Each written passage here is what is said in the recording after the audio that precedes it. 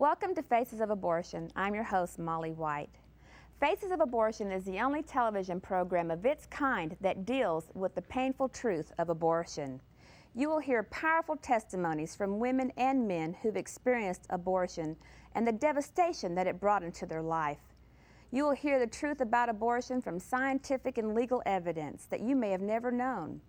You will also be given practical steps that you can take to help end abortion in America. And if you're hurting from abortion, we want you to know that Jesus saves and He forgives and He heals. We also have a 1-800 helpline number that you can call and talk to a caring person on the other end who will listen to you, pray for you, and help you find an abortion recovery group in your area to help you heal from abortion. So it just overwhelmed me. And I thought the only way to escape the pain was to take my life. I had a fear that I wouldn't be able to have my own children. It brings heartache. It brings hurt. And I knew they were tearing my baby apart. I remember the cold feeling of the room. I remember laying there and I just said to myself that I will never forgive myself for what I'm doing. I believed that my life was spared that night just so that I could be here right now and say abortion hurts women.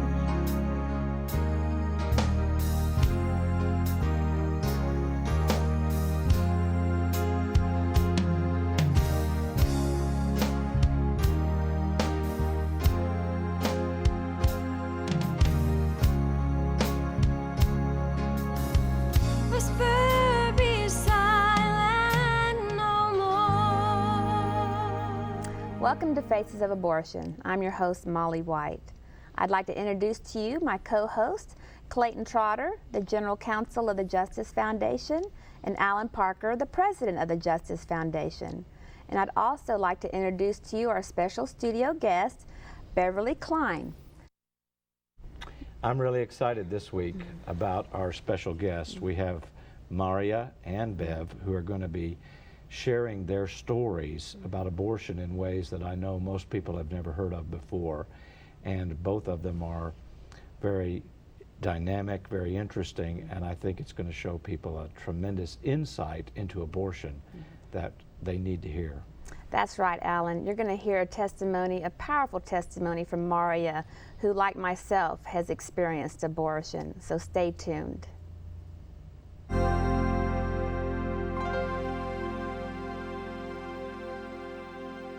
Hello, my name is Maria Lee. I'm from Medicine Hat, Alberta, Canada.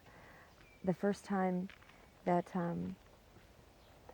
I considered abortion, I was in a bad relationship with somebody, and it was an abusive relationship, and I felt like I was trapped, and I felt like I didn't have any way out. I didn't know how I would support a child, and so I lied to my parents, and I went and to the doctor, and so at least it looked like I had done something right. I went to the doctor, and when I came home, I told my mom that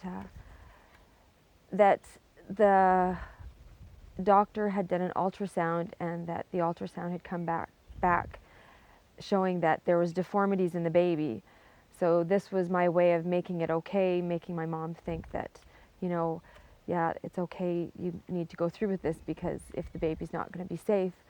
So in all reality, I had not had an ultrasound. I had just went to the health unit in Medicine Hat, and they had suggested to me that I go through with this procedure. When I went through with the procedure, nobody gave me any information. I didn't know that it was a baby. I didn't know that there was going to be complications afterwards.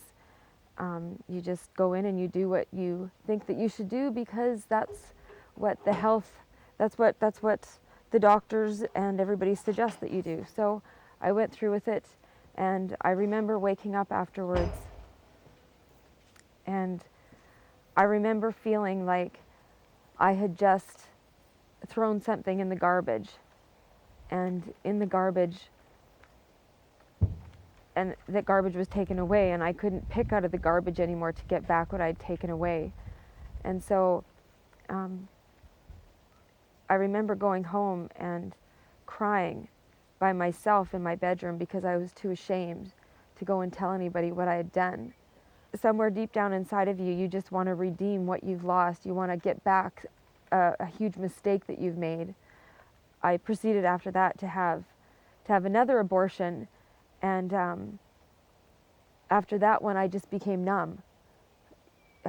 No feelings, no emotions, couldn't keep a relationship together. It wasn't until recently that I went through healing and was reminded that I had 3 other abortions that I had suppressed down deep inside of me because the turmoil and the emotions were so big and so heavy that you just don't even want to have to, you don't want to have to dig it up, you don't want to have to find it. So I remember when I went to the city, because you don't want to go to the same place every time you have an abortion because it gets embarrassing after a while. So I went to the city to have the other abortions, and I remember when we were driving past a slaughterhouse for cattle, I remember thinking when we were in the doctor's office and even smelling something that was so terrible, thinking all of us women are sitting here like cattle waiting to go to the slaughterhouse, and it was terrible. And I remember I was in the room afterwards and I was crying, and I remember looking around and there was about 6 of us in this dark room, and I remember thinking, why aren't these women sad? Why aren't they crying? And I was mad at them that they weren't sad. But then after I had the next one, I realized that I wasn't sad anymore either.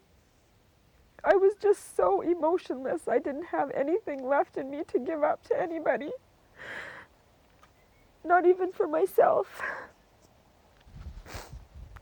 When you meet other women that have been through what you've been through, you have a connection to them, and you can find healing through other women.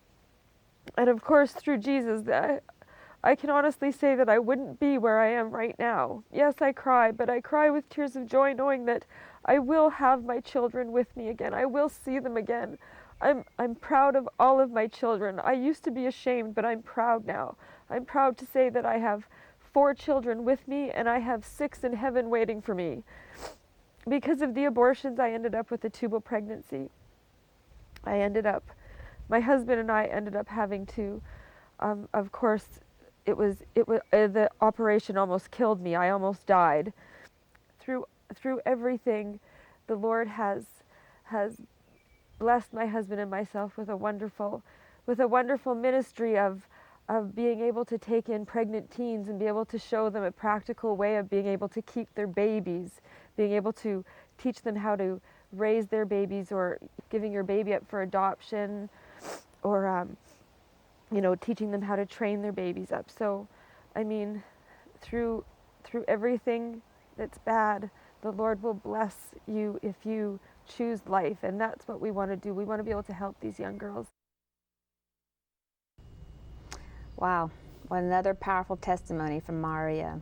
And she made so many comments in her testimony that just really